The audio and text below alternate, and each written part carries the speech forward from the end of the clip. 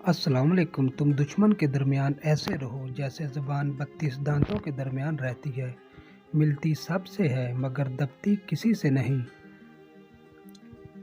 ज़िंदगी के हाथ नहीं होते लेकिन बाज़ दफ़ा ऐसा थप्पड़ लगाती है फिर सारी उम्र इसका निशान नहीं जाता।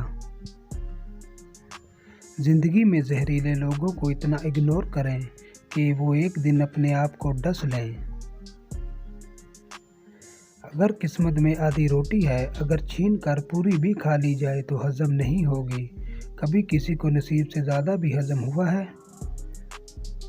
बाज़ दफ़ा कुछ लोग अपने बोले हुए अल्फाज की वजह से अगले के दिल से हमेशा के लिए उतर जाते हैं। बाप वो अजीम हस्ती है जिसके पसीने की एक बूंद की कीमत भी औलाद अदा नहीं कर सकती।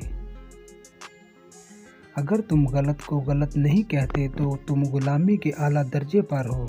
अगर तुम गलत को गलत नहीं समझते तो तुम जहालत के आला दर्जे पर हो।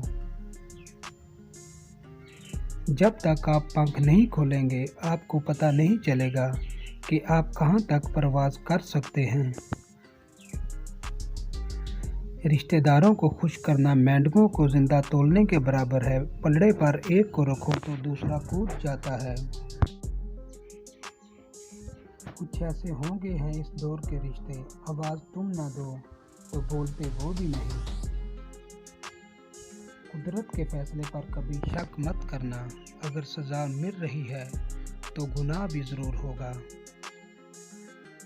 खूबसूरत चेहरा भी एक दिन बूढ़ा हो जाता है, पुरकशिश जिस्म भी एक दिन ढीला पड़ जाता है, लेकिन एक अच्छा इंसान हमेशा अच्छा इंसान ही रहता है।